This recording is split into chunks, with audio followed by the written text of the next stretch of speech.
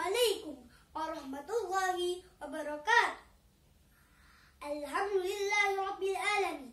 Wassalatu wassalamu ala asrafil anbiya'i wal mursalin Sayyidina Maulana Muhammadin wa ala alihi wa sahbihi ajma'in. Amma ba'du. Ustaz dan Ustazah dengan juri yang najib hormati, kawan-kawan sekalian yang dimuliakan Allah, puji dan syukur kita panjatkan kehadirat Allah Subhanahu wa Ta'ala yang telah memberikan kekuatan, kesehatan lahir dan batin kepada kita semua, sehingga kita dapat berkumpul di tempat ini. Salawat dan salam tidak lupa kita curahkan kepada junjungan kita Nabi besar Muhammad Shallallahu Alaihi Wasallam yang telah mengantarkan umat manusia dari kehidupan yang jahiliyah menuju pada peradaban hidup yang modern, yang penuh dengan kemajuan ilmu, pengetahuan dan teknologi seperti yang kita rasakan saat ini. Semoga kita semua termasuk hambanya yang taat, yang berhak mendapatkan syafaatnya di hari akhir kelak. Hadirin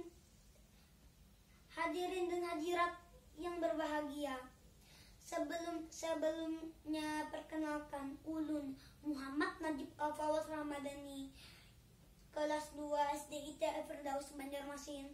Pada kesempatan hari ini, izinkan Najib menyampaikan tausiah dengan tema Rasulullah Sang Guru Sejati.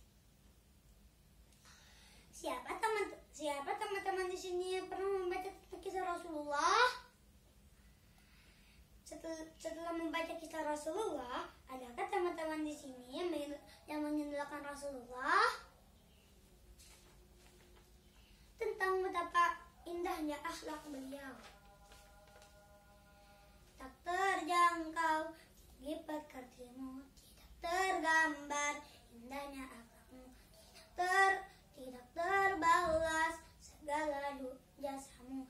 Sesungguhnya engkau Rasul mulia. Salah satu alasan Najib mengidolakan Rasulullah karena beliau adalah teladan kita semua, dan salah satu teladan yang ada dalam diri Rasulullah adalah beliau sebagai guru terbaik. Rasulullah adalah contoh guru terbaik yang pernah ada dalam sejarah kehidupan manusia.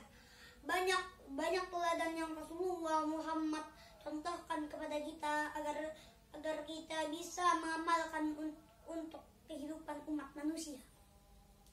Salah satu contoh adalah ketulusan beliau dalam mengajari para sahabat beliau, meskipun para sahabat tidak memberikan upah sedikit pun, yaitu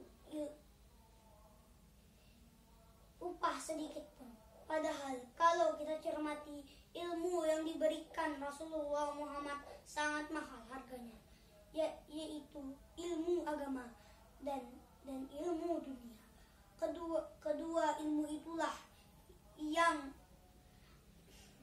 tidak hanya menyelamatkan manusia di dunia, tetapi juga di akhirat.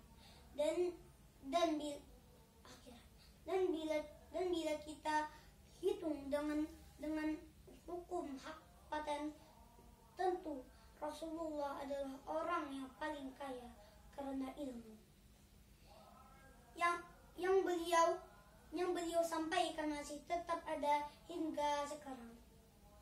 Dari sisi orang sukses,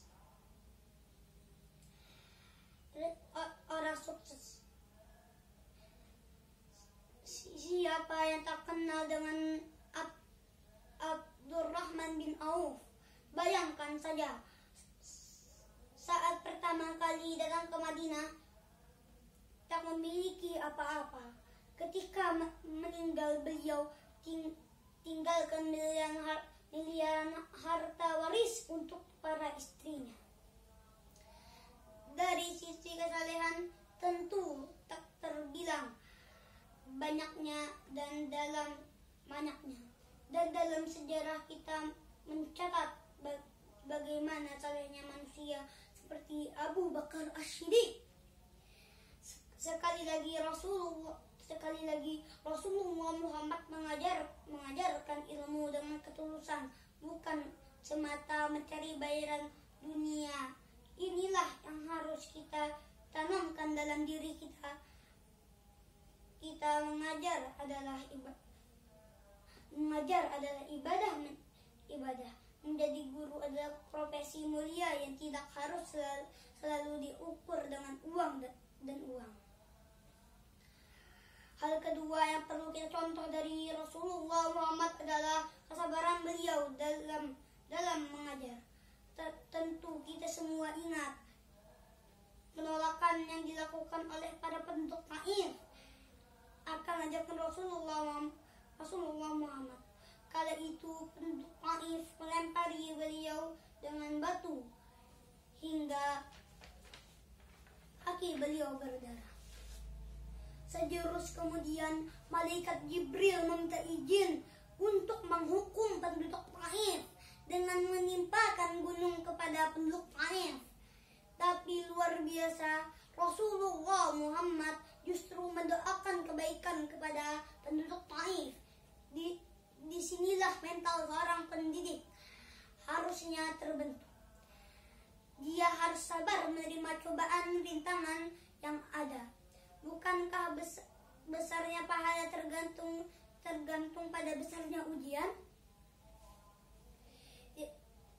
Yang ketiga, ketika Nabi besar kita Muhammad SAW selalu mengajar dan mendidik para sahabatnya dengan menunjukkan contoh dalam sikap maupun tingkah laku dalam setiap aspek kehidupannya. Baginda Nabi Muhammad SAW juga tidak pernah berkata kasar terhadap anak didik beliau. Dalam mengajar beliau selalu berbicara lemah lembut dan tegas. Sebagai guru terbaik, baginda Rasulullah merupakan teladan sepanjang masa hingga hari kiamat kelak. Golongan sahabat beliau dikenal sebagai orang yang hebat karena tidak lepas pengaruhnya dari pola didik yang telah diajarkan baginda Rasul. Oleh sebab itu, sudah selayaknya Rasulullah kita panggil sebagai guru sepanjang zaman. Rasulullah ditugaskan oleh Allah Subhanahu wa Ta'ala untuk menyempurnakan akhlak manusia. Demikian tausiah singkat yang dapat saya sampaikan pada kesempatan ini. Semoga dapat bermanfaat bagi kita semua. Lebih dan kurang mohon dimaafkan. Yang benar datangnya dari Allah Subhanahu wa Ta'ala yang maha benar, dan yang salah, khilaf atau keliru itu datangnya dari saya pribadi sebagai manusia biasa yang tidak pernah luput dari salah, khilaf dan dosa. Akhirul kalam, subhanaka Allahumma wa bihamdika asyhadu an la ilaha illa anta astaghfiruka wa atubu ilaik. Wa lahul muwafiq ila